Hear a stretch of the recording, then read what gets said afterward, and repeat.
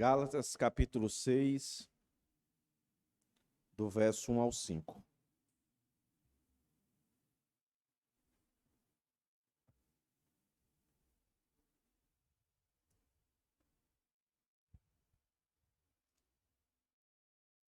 Como de costume faço, vamos ler o texto, depois eu digo a divisão do texto aqui para melhor entendimento dos irmãos.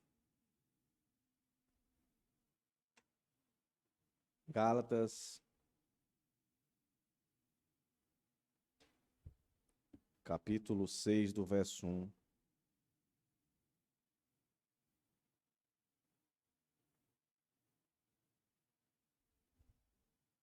ao verso 5. Amém, irmãos? Vamos ler o texto. Irmãos, se alguém for surpreendido em alguma falta, vocês que são espirituais, restaurem essa pessoa com espírito de brandura. E cada um tenha cuidado para que não seja também tentado. Levem as cargas uns dos outros e assim estarão cumprindo a lei de Cristo. Porque se alguém julga ser alguma coisa, não sendo nada, engana-se a si mesmo. Mas cada um examine o que está fazendo, e então terá motivo de gloriar-se unicamente em si, e não em outro, porque cada um levará o seu próprio fardo. Vamos orar mais uma vez, meus irmãos. Senhor, mais uma vez te imploramos, ser propício para conosco aqui. Nos faz entender qual a relação desse texto para nós aqui hoje. Que tenha relevância para cada um de nós aqui, Senhor. Eu te peço. Perdoa os nossos pecados, nossas falhas, tudo aquilo que certamente nos impede de estar de fato diante de Ti para compreender e entender e aprofundar-se nas verdades da Tua palavra. Por isso, perdoa os nossos pecados. Nos faz ter a convicção de perdão em nossas vidas. E que nossos corações possam estar atentos a tudo aquilo que vai ser dito aqui nessa noite. Dai-me sabedoria, Senhor, no poder do Teu Espírito Santo, para que eu venha falar de maneira que todos aqui venham compreender. Como eu sempre peço a Ti, da criança ao idoso, do menos instruído ao mais instruído, que todos sejamos confrontados pela Tua palavra, que haja mudança em nossa vida. É que eu te peço e te rogo em nome de Jesus. Amém. Meus irmãos, tem um hino do cantor cristão que é chamado Amor Fraternal, mais conhecido como Jesus Pastor Amado. Aí tem uma hora que esse hino ele diz assim: olhai com simpatia o erro do irmão. A definição de simpatia é um sentimento de afinidade que identifica uma pessoa com a outra, que provoca uma sensação espontânea para estabelecer uma convivência, uma harmonia entre irmãos, entre amigos, simpatia. Então, quando você entende essa percepção, é legal cantar isso. Mas eu acho que uma palavra mais objetiva para o propósito que simpatia está querendo apresentar seria melhor empatia. Eu até já citei essa palavra em outra pregação na série sobre perdão. Ter empatia. E empatia, ela envolve 3 aspectos, que é interessante, que ela vai muito além do que a simpatia. Envolve afeição, envolve entendimento e envolve emoção. O sentido afetivo de companhia. A afeição de você, de fato, se perceber companheiro de um outro. No caso aqui, de um irmão.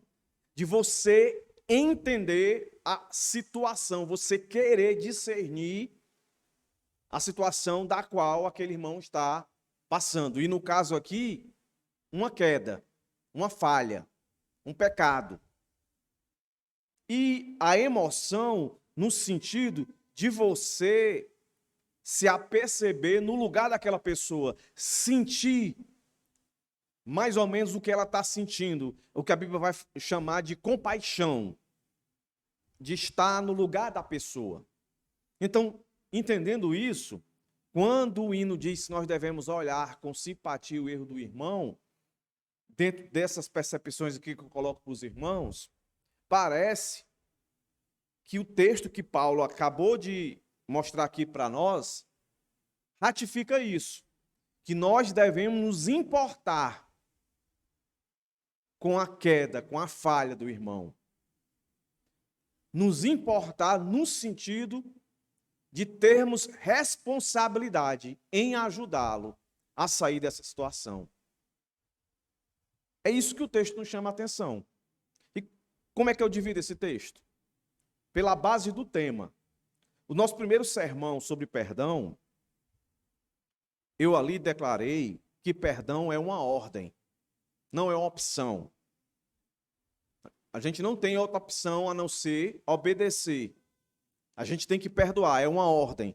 Depois nós entendemos que não é só uma ordem, é uma conduta. Ou seja, a ideia de que faz parte da vida da gente. Meus irmãos, a gente peca, e quando a gente peca, a gente ofende a Deus e aqueles que estão próximos da gente, direto ou indiretamente. Ou a gente vai estar no nosso cotidiano, na nossa vida diária, na nossa conduta, ou a gente vai estar na posição daqueles que efetuam o pecado, ou daqueles que recebem o pecado do outro. Ou seja, ou a gente vai estar na posição de que magoou, ou a gente vai estar na posição de que foi magoado. Ou a gente vai estar na posição de que caiu, ou a gente vai estar na posição da consequência daquele que caiu. Essa é a conduta. Aí o nosso terceiro sermão, a gente percebeu que perdoar não é só uma ordem e nem somente uma conduta, mas um dever. E aí lembra que eu falei? Eu podia ter usado a palavra obrigação, mas eu preferi usar dever, que dá a ideia de que aquilo que é pedido a nós, ou seja, perdoar, pedir perdão, não é nada fora do arcabouço, da ordem, do cronograma de que Deus estabeleceu para todos nós. Se a gente tem a possibilidade de pecar, a gente também tem a possibilidade de pedir perdão, de perdoar. Por isso, um dever, não é nada absurdo o que é pedido. E aqui, agora, no nosso texto, nós vamos ver mais uma implicação do perdão, que é responsabilidade. Então, até aqui, perdão é uma ordem, perdão é uma conduta, perdão é um dever, perdão é responsabilidade. Nós temos responsabilidade. Aí como é que eu divido o texto? Em duas partes. Nós temos responsabilidade com os que caem, verso 1a e verso 2, e nós temos responsabilidade com nós mesmos, verso 1b e do verso 3 ao 5. Vou repetir aqui para os irmãos. Perdoar é uma responsabilidade. Responsabilidade para com aqueles que caem, responsabilidade conosco, com nós mesmos. Então vamos aqui entender o contexto dessa passagem. A carta que Paulo escreve aos Gálatas, ela tem como base principal Paulo combatendo o legalismo. E o que é o legalismo? É o indivíduo querer viver a base da sua santificação, da sua salvação, através das obras.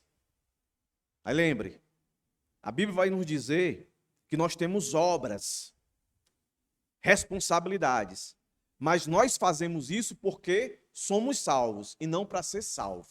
Então, a carta aos Gálatas aqui, a base principal dela é Paulo tratando do legalismo. Mas olhe para o nosso texto, logo no primeiro versículo aparece um vocativo aí, irmãos. Então aqui, Paulo já parte do princípio, as exortações da qual ele vai fazer aqui, que ele vai evocar três imperativos aqui. Se você olhar aí, o primeiro vai aparecer no verso 1, restaurem. O segundo vai aparecer no verso 2, levem. E o terceiro vai aparecer no verso 4, examine. Estritamente relacionado aos cristãos. Porque ele começa dizendo, irmãos. Irmãos. Então, Paulo está escrevendo para crente. E ele faz questão de dizer isso. Então, o nosso primeiro ponto, que está aqui no verso 1a e depois no verso 2, vai mostrar para a gente que todo cristão ele precisa entender que ele tem responsabilidade quando se trata de perdão. Olha o que é que o texto diz para a gente aí, ó. Irmãos, se alguém for surpreendido em alguma falta, vós que são, ou vocês que são espirituais, restaurem essa pessoa com espírito de brandura. Olha as informações que Paulo traz aqui. Paulo não usa nós. Ele é bem taxativo na sua exortação. Vocês que são espirituais. Por isso que ele começa dizendo, irmãos. Quem é espiritual? É o crente. É o crente. Mas esse espiritual aqui, ele traz uma conotação, meus irmãos. E aqui eu faço um link com o nosso devocional de quarta-feira. Esse espirituais aqui faz o link com a questão da maturidade. Vamos ler de novo. Irmãos, se alguém for, caso alguém, o se aí, caso alguém for surpreendido em alguma falta, vocês que são espirituais, vocês que são crentes maduros. Então veja aqui, meus irmãos. Para eu conseguir exercer essa responsabilidade aqui, que é a minha chamado, a você chamado, eu preciso ser um crente maduro. Se eu não for um crente maduro, eu não vou conseguir colocar isso em prática. Paulo, desde o começo da sua carta, ele vem falando acerca da posição desses irmãos. Olha que interessante. Capítulo 3, verso 2. Olha o que Paulo vai dizer. Será que vocês são tão insensatos que, tendo começado no Espírito, agora querem se aperfeiçoar na carne? Vocês querem andar segundo a carne, não segundo o Espírito? Então Paulo está dizendo para esses irmãos que ele chama a serem espirituais, para ajudar o irmão. Como é que vocês começaram? Agora veja o que é que Paulo vai dizer no capítulo 4, verso 29. Como, porém, no passado, aquele que nasceu segundo a carne perseguia o que nasceu segundo o Espírito. Assim também acontece agora. Então vai juntando as palavras aí. 3, ele falou, começou no Espírito. 4, 29, ele disse, nasceu no Espírito. Agora o capítulo 5 está recheado. Verso 16, olha o que Paulo diz. Digo, porém, o seguinte, algumas versões vai dizer, andem, outras vai dizer, vivam, da mesma coisa, no Espírito, e vocês jamais satisfarão os desejos da carne. Então veja o contraste aí, carne, espírito. Por isso, quando Paulo chega aqui no nosso verso em questão, ele diz, vós que sois espirituais e não carnais. Um crente, ele pode viver um tempo, um longo tempo, na carne. Em vez dele viver guiado pelo Espírito, na carne, nos seus desejos, nos desejos do mundo. Não é que exista um crente carnal e um crente espiritual. Existe um crente espiritual maduro e um crente carnal imaturo. Não é que ele não tenha a natureza transformada. Olha o que ele está dizendo.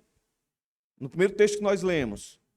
Começaram, nasceram, agora ele está dizendo, andam. E ele vai continuar, ainda no capítulo 5, agora o verso 18. Olha o que ele vai dizer no verso 18. Mas se são guiados pelo Espírito, vocês não estão debaixo da lei. E aí ele não para aí. Ele agora vai para o verso 22 e 23 e diz o quê? O fruto do Espírito ou seja, o que é que o fruto produz neles? Nesses que são espirituais. O que é que esse fruto produz? Amor, alegria, paz, longanimidade, benignidade, bondade, fidelidade, mansidão, domínio próprio. Contra estas coisas não há lei. E aí ele vai encerrar no verso 25 dizendo o quê? Vivemos no Espírito. Agora eu vou juntar tudo aqui. O que é que Paulo está dizendo? Quem são esses aqui do verso 1 do capítulo 1? Que são espirituais, que devem restaurar o irmão. Ele está dizendo, vocês que receberam desde o começo o Espírito, que nasceram do Espírito, que andam no Espírito, que são guiados pelo Espírito, que produz um caráter digno. Vocês que vivem no Espírito, verso 25. Então veja, quando Paulo diz, vocês que são espirituais restaurem, ele está dizendo para pessoas que têm capacidade de fazer o que ele está dizendo. Agora, volto aqui para o texto. Irmão, se alguém for surpreendido, essa palavra surpreendido aí, que está atrelada à falta. Falta aí é um deslize, é um pecado. E todo pecado ele exige arrependimento. E todo pecado ofende, direto ou indiretamente, as pessoas. Direto ou indiretamente. Vou dar um exemplo aqui. Provavelmente, o deslize aqui, desse irmão aqui, que foi surpreendido, alguns entendem esse surpreendido como se fosse a igreja, algum irmão da igreja que pegou o irmão caindo, pegou o irmão no flagrante, né? O irmão foi surpreendido, né? Estava lá pecando, aí uma pessoa viu, foi surpreendido. Outros vão dizer que o surpreendido aqui é que o irmão não estava vigiando e quando ele pensou que não, o pecado o surpreendeu. Eu estou mais com essa segunda posição, né? Eu com um monte de comentarista. Que esse irmão não vigiou e ele acabou caindo. A palavra surpreendido aí dá a ideia de deslizar, né? Deslizar em uma falha, em um pecado, em uma falta. Então a ideia é essa de que o irmão, repito, não vigiou. Provavelmente esses irmãos aqui, provavelmente, o texto aqui não diz que pecado foi esse, mas provavelmente foi um desses três aqui. Pode ter sido aquela questão de circuncidar, porque o legalista, o judeu legalista, os pagãos legalistas, eles diziam que para que a salvação fosse uma obra completa, o indivíduo tinha que circuncidar. Pode ter sido esse pecado. Pode ter sido também intriga, inimizade. Se você olhar aqui o verso 15 do capítulo 5, olha o que Paulo diz aí, ó. Mas se vocês ficam mordendo e devorando uns aos outros, tenha cuidado para que não sejam mutuamente destruídos. Pode ser que o irmão ali não deixou exercer o fruto do Espírito para produzir nele domínio próprio, mansidão, longanimidade, e ele acabou caindo. Né? E por isso aconteceu o que aconteceu. E uma terceira posição, a gente pode ver no verso 19, as obras da carne. Ele pode ter caído em algumas dessas aqui, né? Imoralidade sexual, impureza, libertinagem, idolatria, feitiçaria, inimizade. Pode ter caído nessa aqui que levou a que nós lemos no verso 15. Uma dessas três aí, pode ter sido o que surpreendeu esse irmão. E perceba, são pecados que afetam direta e indiretamente as pessoas. E aí vem a minha ilustração. O pecado de adultério. Que Deus nos livre disso. Se acontecer de algum irmão aqui da igreja bíblica cair no pecado do adultério, que Deus nos guarde disso. Vai ter uma pessoa que vai ser impactada diretamente. A esposa ou o esposo. Mas não se iluda. Todos nós aqui também seremos afetados, indiretamente. Porque o pecado dele vai atingir a gente. Por quê, irmãos? Porque nós somos irmãos, nós somos um corpo. Então, o pecado dele vai nos atingir. É aí que entra a responsabilidade. Por isso que eu sempre estou dizendo para os irmãos, essa percepção que muitos têm aí, de que eu sou de uma igreja, mas ninguém tem nada a ver com a minha vida. Esse negócio de membresia não existe. É cada um por si. Eu vou para a igreja, eu louvo, eu canto, eu oferto, eu contribuo com tudo, mas eu não quero ninguém se metendo na minha vida. Mais um texto aqui para dizer que não. Nós temos responsabilidade uns com os outros. Quando o irmão peca, e eu dou o exemplo aqui do adultério, ele atinge diretamente o seu cônjuge, mas a igreja toda sofre com isso. Ele deve perdão, não só ao seu cônjuge, mas a toda a igreja. E aí você aplica para tudo. Mentira, todos os tipos de pecado. Todo tipo de pecado exige arrependimento. Exigir arrependimento é a pessoa dizer, me perdoe. Agora, essa pessoa precisa de ajuda.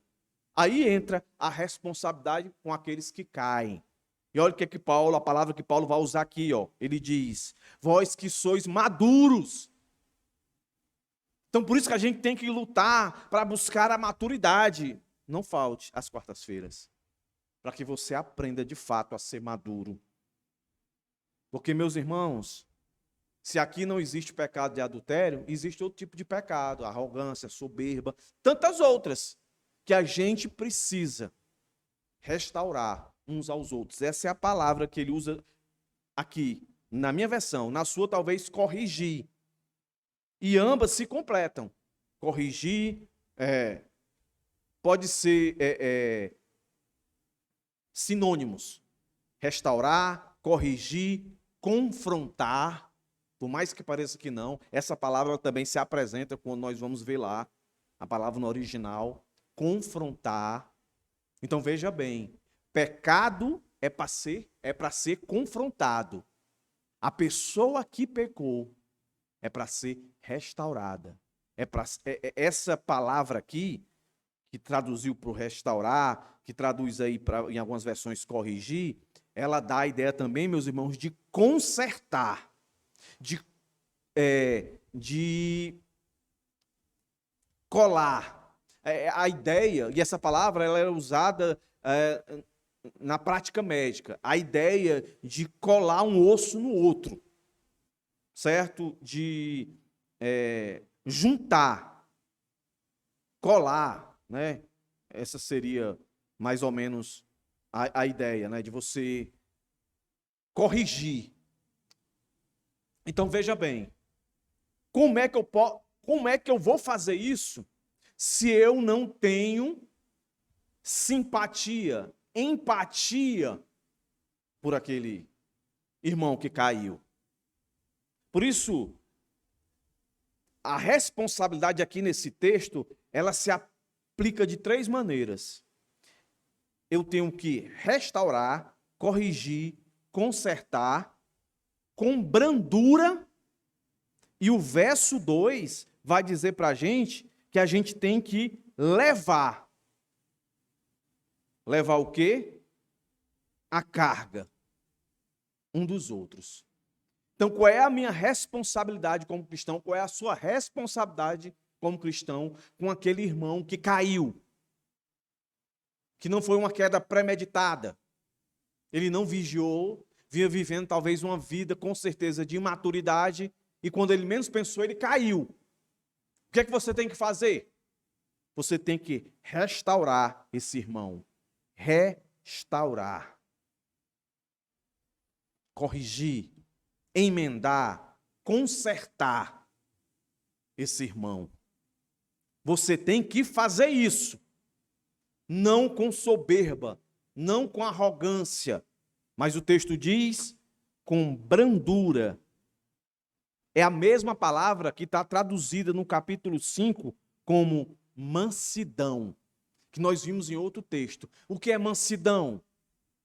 É você tratar a pessoa com vitimismo, ou você não se sentir ofendido, fazer de conta que não viu, que aquele pecado não ofende você, que você vai olhar e vai dizer assim, mas quem não já caiu nesse pecado?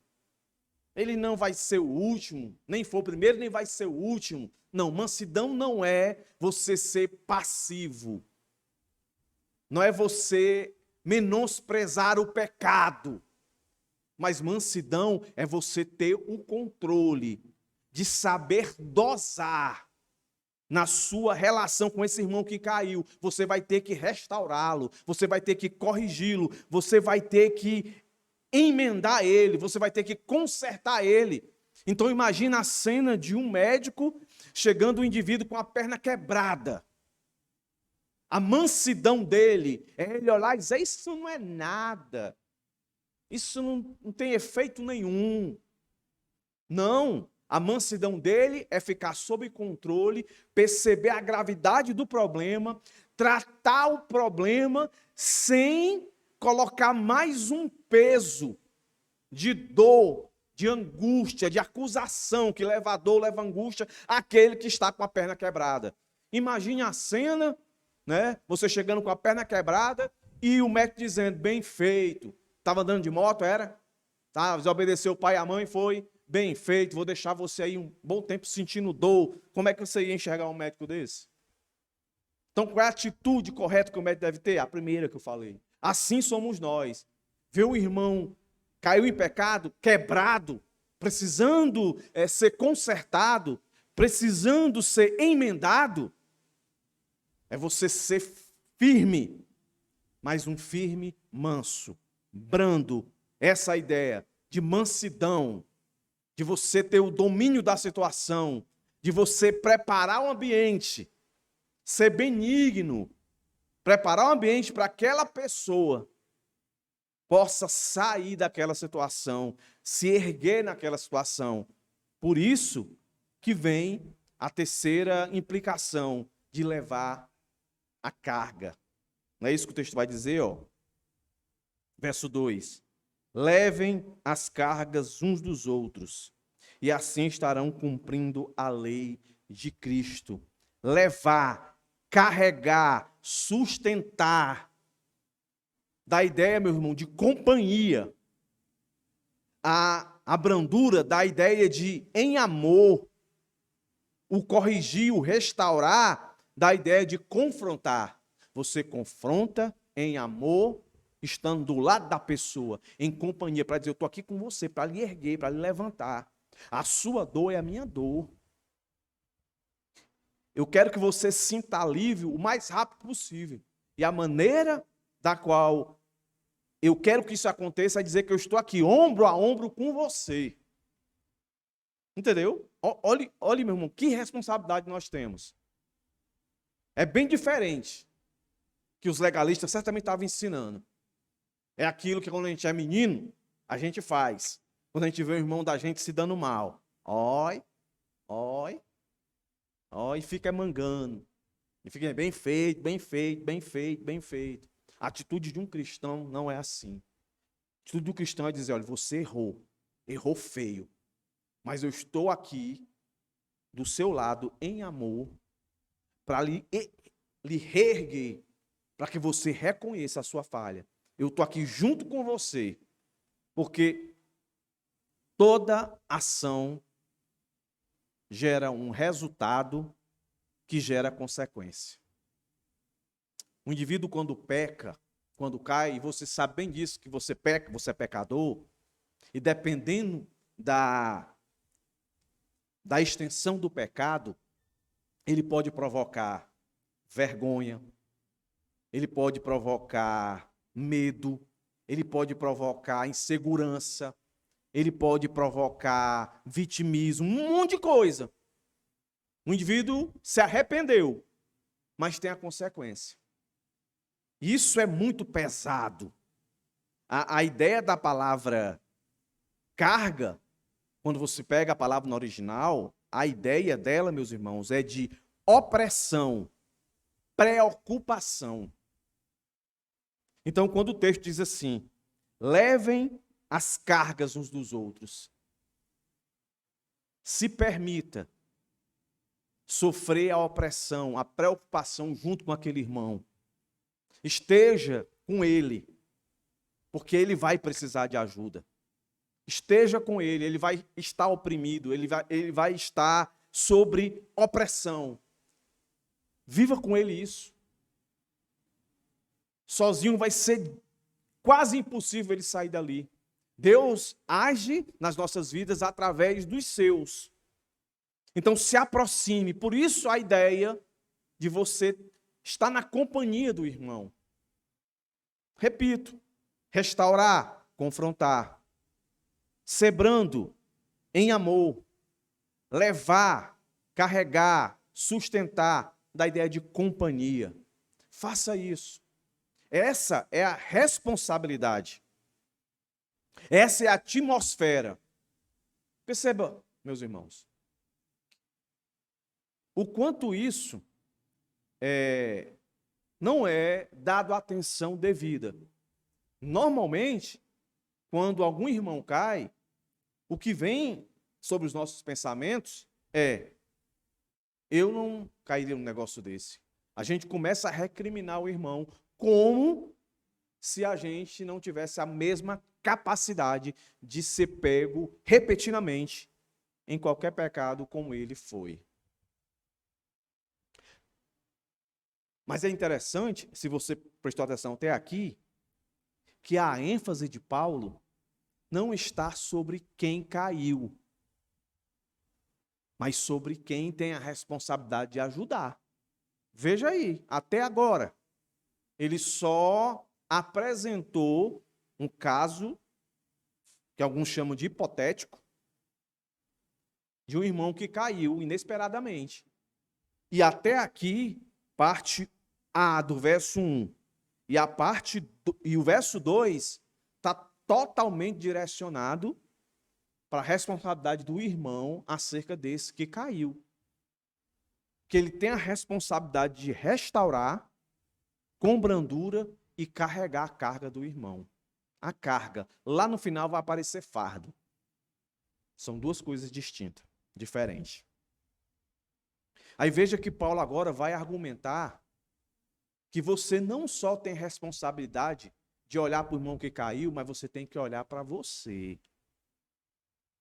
E aí vem, meus irmãos, nosso segundo ponto. A parte B do verso 1 e depois o verso 3 até o final. Sempre colocando como prioridade o irmão que deve ajudar o que caiu. Olha aí o que ele vai dizer, ó. E cada um tenha cuidado para que não seja também tentado. Aí vamos para o verso 3. Porque se alguém julga ser alguma coisa, não sendo nada, engana a si mesmo. Mas cada um cada um de vocês examine o que está fazendo, ou seja, a obra que você está fazendo. E então terá motivo de gloriar-se. Algumas versões têm gabar-se, unicamente em si e não em outro. Aí vem o verso 5, porque cada um levará o seu próprio fardo. E o verso 5 aí, cada um levará o seu próprio fardo, aí faz a conexão tanto daquele que tem que ajudar o que caiu, como o que caiu. O que caiu, ele tem uma carga, mas ele também tem um fardo. Tanto o que caiu como o que não caiu tem fardo. Mas o que caiu, além do fardo, ele tem a carga.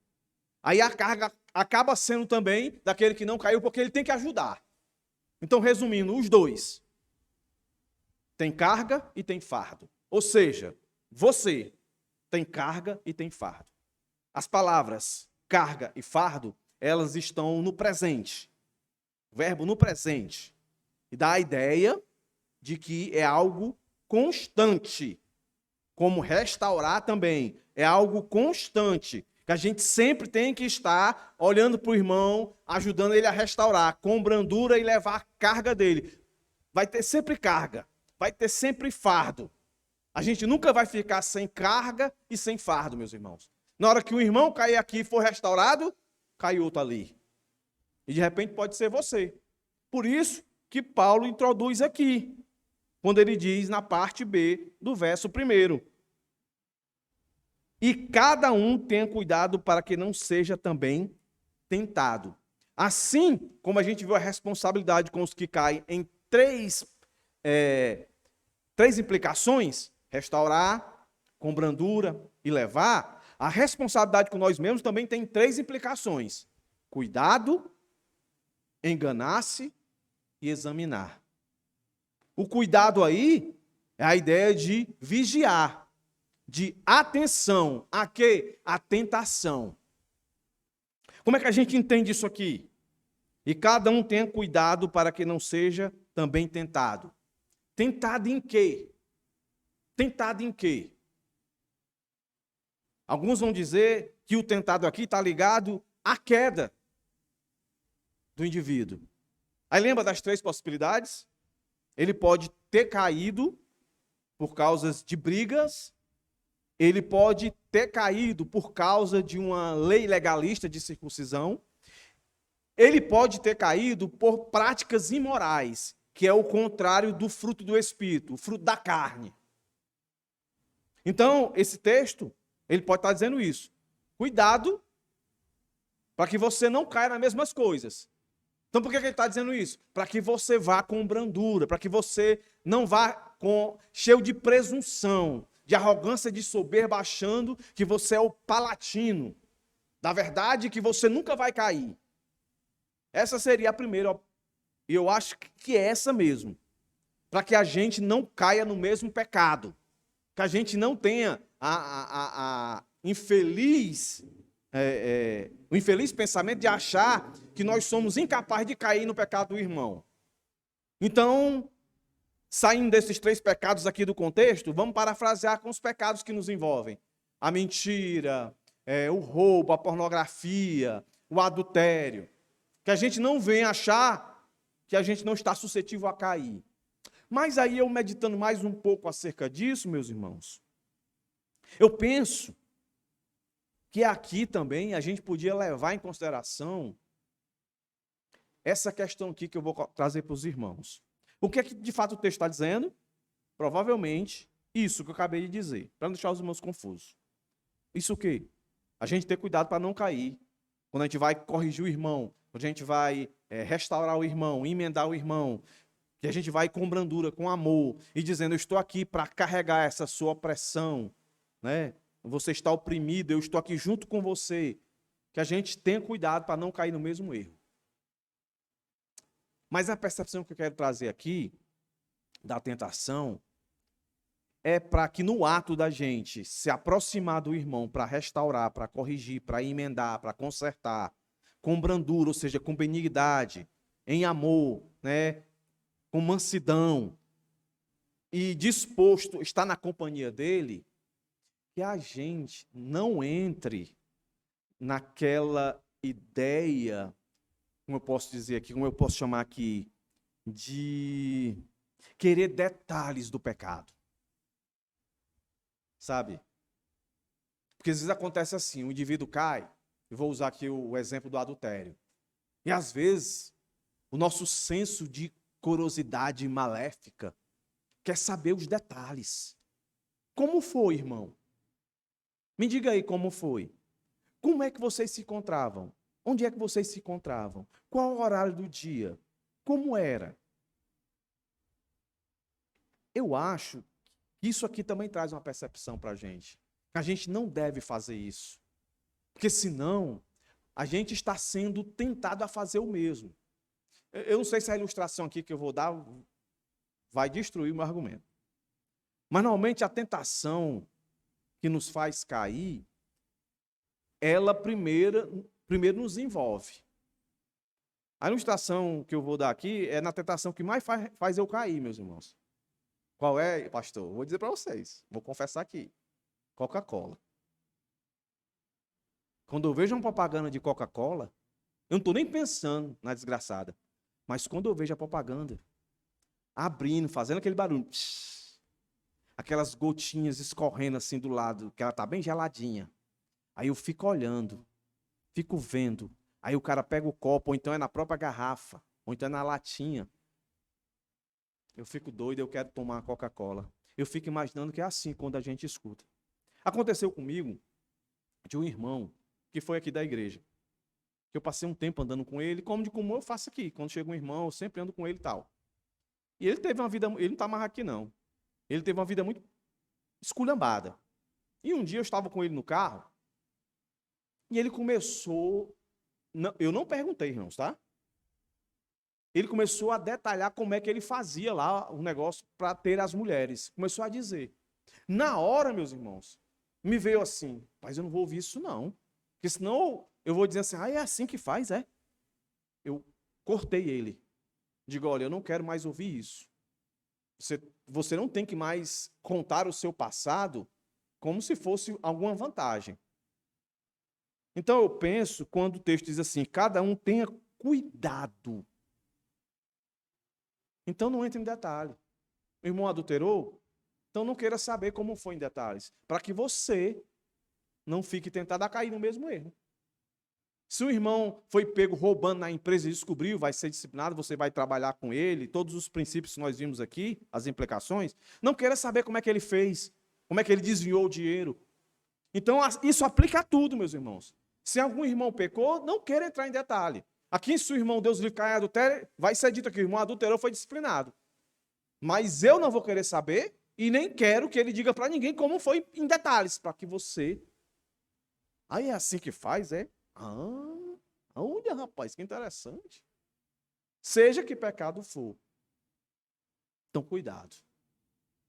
A segunda percepção, depois do cuidado, é a gente se autoavaliar, se julgar, a consciência, para que a gente não se aproxime do irmão arrogante, soberbo. Olha o que o texto vai dizer, ó. Porque se alguém julga ser alguma coisa,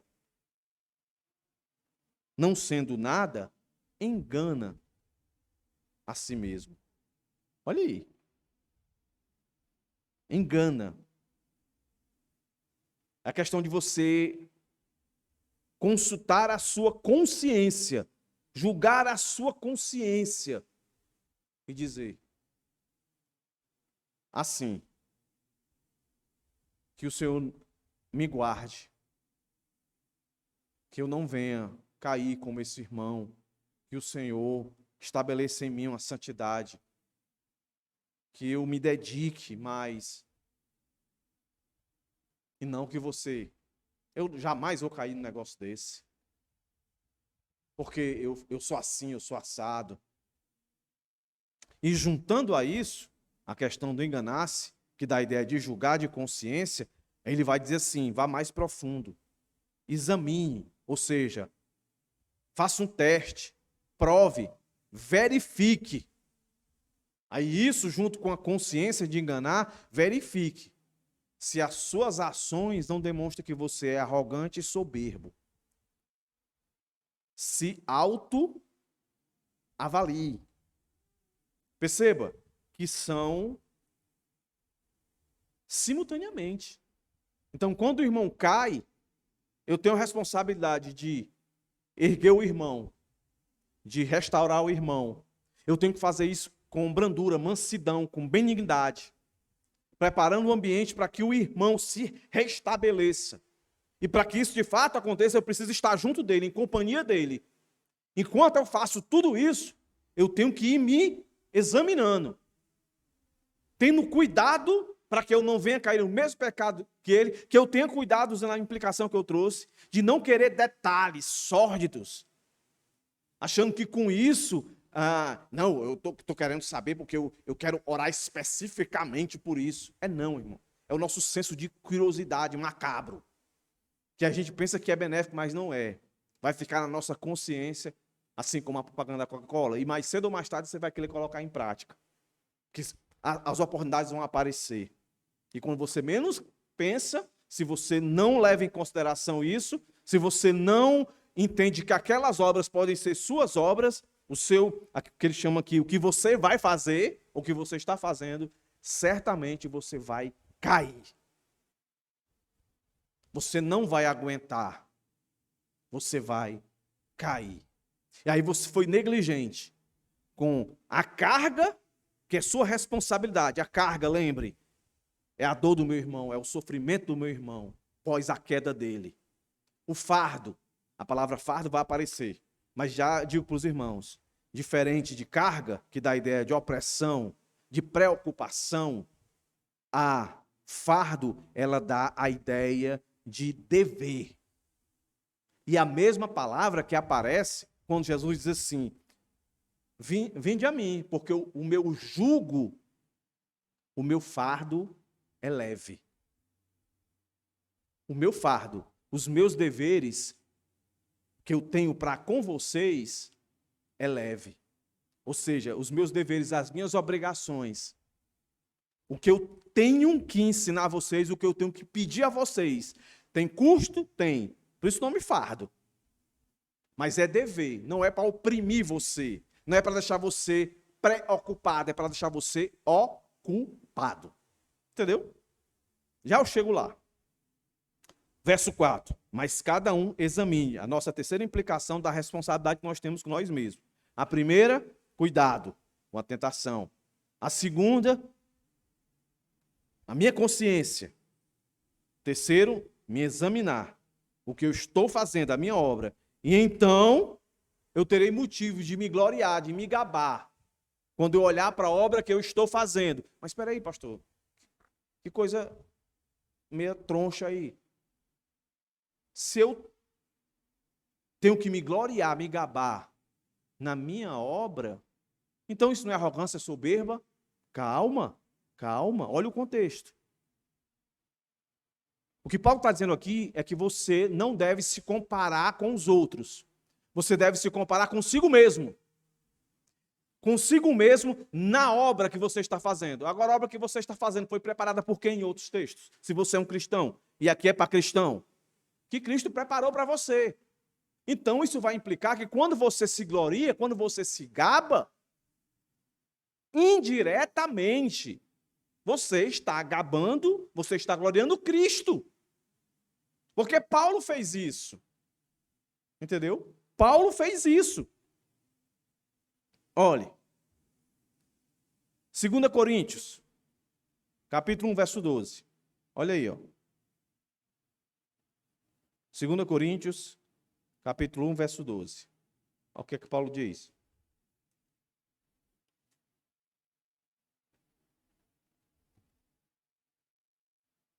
Segunda Coríntios, capítulo 1, verso 12.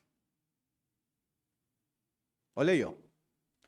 Porque a nossa glória é esta, o testemunho da nossa consciência, que com simplicidade e sinceridade de Deus, não com sabedoria humana, mas na graça divina, temos vivido no mundo, especialmente em relação a vocês. O que é que Paulo está falando aqui?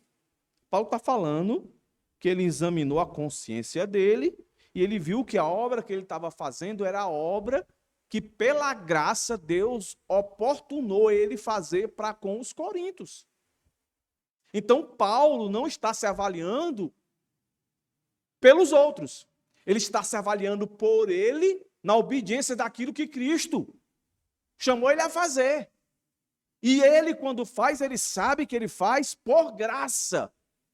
Então, é o mesmo Paulo. Então, quando ele fala isso aqui, mas cada um examine o que está fazendo, e então terá motivo de gloriar-se unicamente em si e não em outro, é querendo dizer assim, você vai se gloriar em Cristo.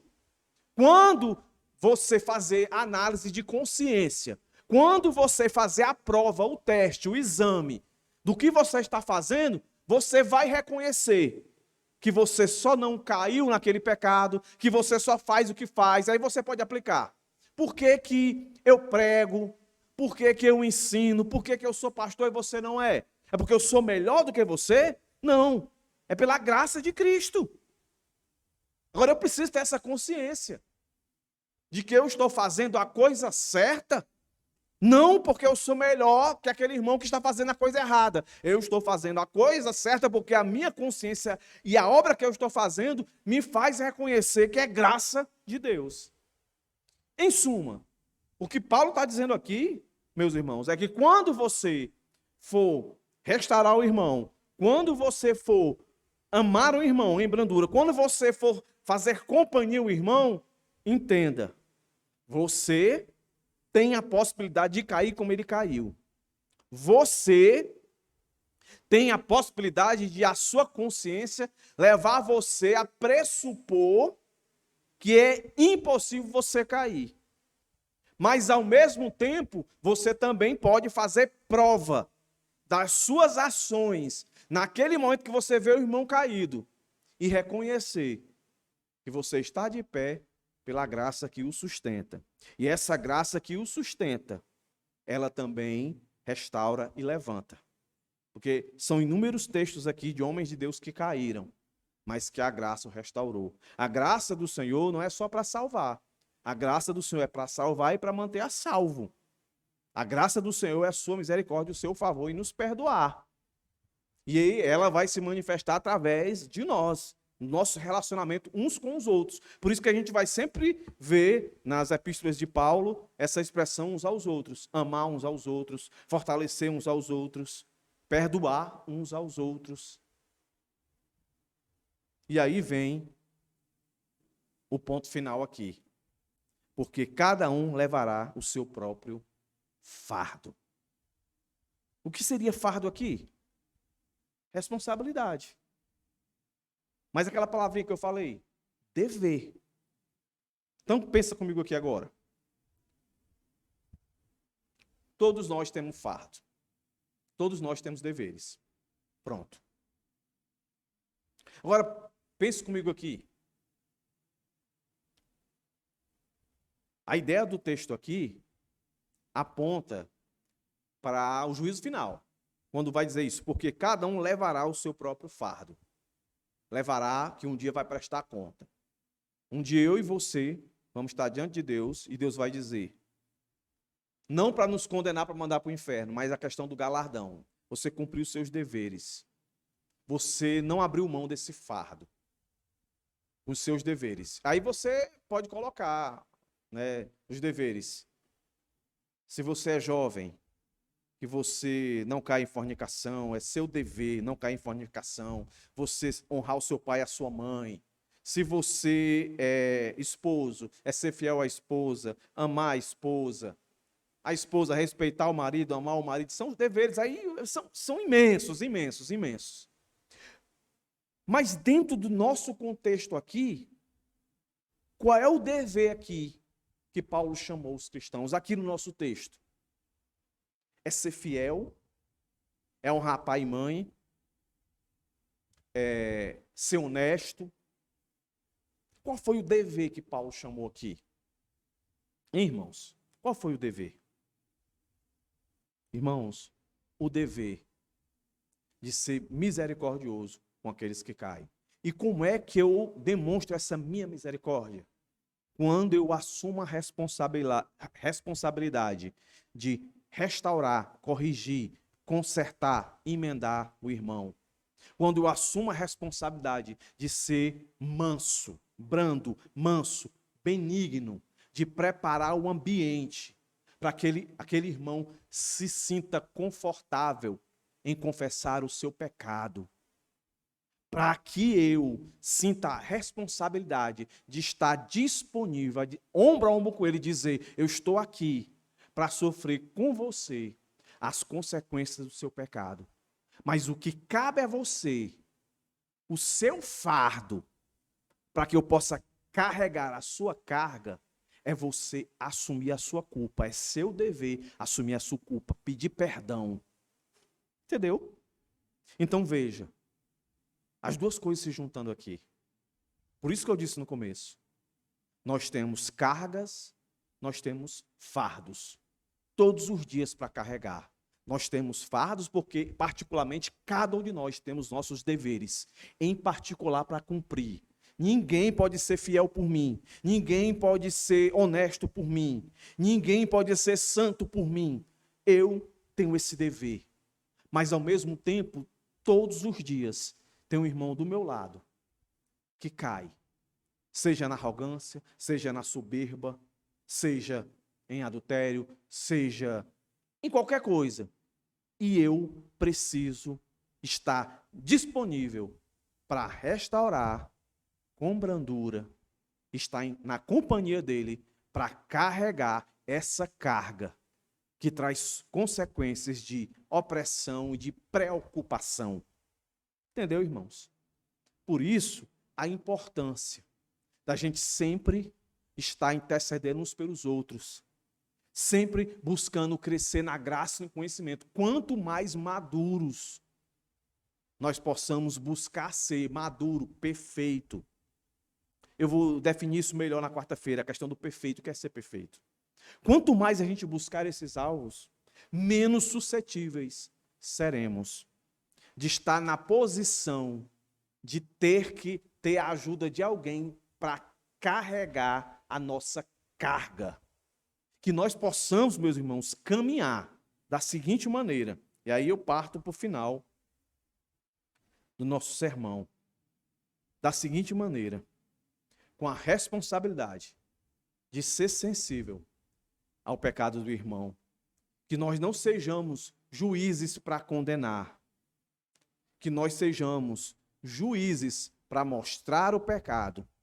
Mas muito mais que juízes, sejamos advogados para estar junto com aquele irmão, para defendê-lo daquilo que virá depois do arrependimento, as consequências de preocupação, de opressão sobre a vida dele. Segundo, que a gente não caia na ideia de achar que nós não temos essa responsabilidade. Isso é um engano. Nós somos uma família, somos um corpo. Lembre-se, meus irmãos, o pecado, quando ele atinge a um irmão em Cristo, ele vai atingir a gente, seja direto ou indiretamente, e vai afetar todos nós. Enquanto esse pecado não for sanado, ou seja, arrependido, nós vamos sofrer as consequências. Você pode ter certeza disso, nós somos um corpo. Por fim, nunca devemos, em hipótese alguma, nos comparar com aqueles que caem. Devemos nos comparar com as nossas ações, conosco, com cada um de nós, consigo mesmo. Avaliando as nossas ações, os nossos deveres, se estão de acordo com a vontade de Deus, para que a gente não venha viver uma vida de soberba, de arrogância, mas pelo contrário, de moderação, uma conduta de auxílio, um dever, uma obrigação no quesito do perdão.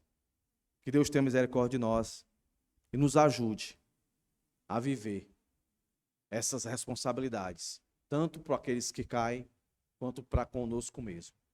Vamos orar, meus irmãos. Senhor, muito obrigado por essa noite. Muito obrigado por mais uma oportunidade de aprofundarmos acerca dessa doutrina tão maravilhosa, mas que é tão difícil, Senhor, de viver. Que Teu Espírito Santo tenha trazido a compreensão dessas responsabilidades para todos que aqui estão nessa noite. Que saiam daqui meditando, que sejam incomodados durante a semana sobre tudo isso que foi falado aqui, Senhor. Em nome de Jesus, é que eu te rogo e te agradeço. Amém. Meus irmãos, dando continuidade ao nosso culto ainda, eu queria chamar aqui à frente o nosso irmão Tiago Diniz.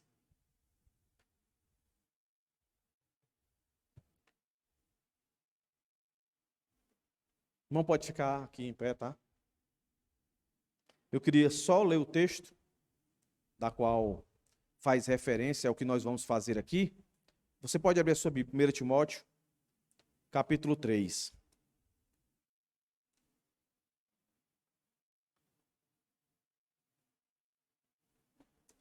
Primeiro Timóteo, capítulo 3.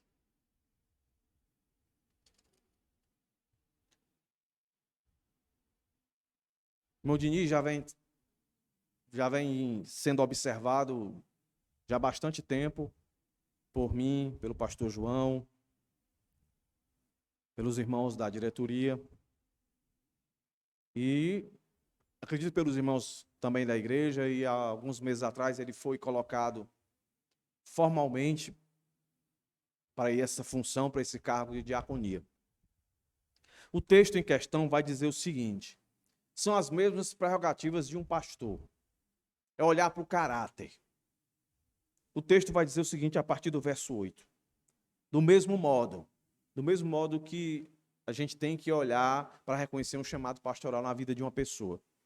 Vai dizer: quanto aos diáconos, é necessário que sejam respeitáveis, de uma só palavra, não inclinados a muito vinho, não gananciosos, conservando o ministério da fé com a consciência limpa. Também estes devem ser primeiramente experimentados. Foi o caso do irmão Diniz. E dos outros irmãos, né? No meu caso também. E acaso se mostrem irrepreensíveis, que foi o caso do irmão Diniz, que exerçam um diaconato. Do mesmo modo, quanto às mulheres, é necessário que elas sejam respeitáveis, não maldizentes, moderadas e fiéis em tudo. O diácono seja marido de uma só mulher, governe bem os seus filhos e a sua própria casa, pois os que desempenham bem o diaconato alcançarão para si mesmo uma posição de honra e muita ousadia na fé em Cristo Jesus. Então, meus irmãos, eu acredito que aqui na igreja não tenha ninguém que a revelia vai dizer que o irmão Diniz não se encaixe aqui nessas percepções e implicações do texto. Então, meus irmãos, nessa noite, eu gostaria de formalizar. Diniz já vem exercendo diaconato há muito tempo, os irmãos há de perceber isso, o seu serviço na casa do Senhor, o seu zelo, o seu compromisso, né, a sua vida privada, que eu acompanho. O trabalho do pastor, como eu costumo dizer aqui, é invisível, né? Não vê o que acontece, mas eu sempre estou caminhando com as pessoas das quais eu coloco aqui diante da igreja. Não é à toa que ele está aqui. Este homem foi experimentado. É perfeito? Não. Mas luta para ser perfeito. Esse é um dos quesitos. Assim como eu e você temos que lutar. Vamos ver mais sobre isso, nosso devocional sobre maturidade. Então hoje, pela graça de Deus, vamos incorporar oficialmente o irmão Diniz no quadro diaconal da igreja, que hoje tem o diácono Felipe, o diácono Eliseu, o diácono Johnny. Então eu queria chamar os irmãos aqui à frente, e como de praxe, peço para que o irmão Diniz se coloque no centro aqui e se coloque de joelho diante da igreja. A ideia de joelho é de frente para a igreja. Meus irmãos, é se colocar a serviço do reino. É uma forma de se colocar em humilhação, meus irmãos. Nós estamos aqui para servir os irmãos. Então, o ajoelhar do irmão não é para humilhar o irmão, é para dizer que ele está aqui para servir, como um dia eu fiz assim e todos os irmãos aqui fizeram. Né? Convido também o pastor João para estar aqui na frente com a gente, mesmo jubilado, e o pastor João faz parte da direção da igreja. Então, pedi o irmão pastor João para vir aqui, e eu quero que a igreja fique de pé, e vamos orar pelo irmão Diniz, para que, de fato, todo o propósito de Deus se cumpra na vida desse irmão. Né? Que Deus o guarde da soberba, da arrogância, que Deus o alimente, como já vem alimentando, com espírito de serviço na casa do Senhor, que Deus guarde a cada um de nós da soberba e da arrogância. Então, peço que os irmãos agora curvem a sua cabeça e juntos vamos orar, né, por esse ministério que se inicia formalmente agora na vida do irmão Tiago Diniz, carinhosamente conhecido como irmão Diniz. Senhor, nesse momento tão especial para a Igreja Bíblica Monte Sião, nós dedicamos aqui a vida do nosso irmão Tiago Diniz nas tuas mãos, Senhor. Nesse ministério que se inicia formalmente agora na vida dele, como diácono, como tesoureiro da igreja junto com o pastor João. Que o Senhor dê sabedoria, vigor, força para continuar servindo como ele sempre fez, com alegria, com prazer, com gratidão, fazendo por ti e por amor a ti, Senhor. Assim, ajuda-nos, Senhor, cada dia mais e mais, a junto com ele, servirmos essa igreja, vivermos para essa igreja em fidelidade, Pai. Guarda-nos da soberba, da arrogância. Em nome de Jesus é que eu te peço. Sê com ele, Senhor, a sua casa, a sua família. E muito obrigado, Deus, por trazer ele aqui para junto de nós e estabelecer a tua vontade na vida dele. Muito obrigado pela Igreja Bíblica Monte Sião, Deus. Em nome de Jesus, nós te agradecemos. Amém. Amém. Irmão Diniz, oficialmente, é oficial da Igreja Bíblica Monte Sião. Irmãos, e aproveitando a oportunidade, eu queria chamar aqui a irmã Yárdia para ficar do lado do seu esposo, diácono Johnny. E eu queria formalizar aqui para os irmãos que a partir de hoje, efetivamente, esse casal assumirá o louvor da igreja. Estou entrando na aposentadoria, irmãos. Tá certo? Gosto de louvar, gosto de estar aqui na frente tocando, mas agora vai ser em ocasiões que realmente exija que eu esteja aqui. Estou passando essa responsabilidade que não é fácil.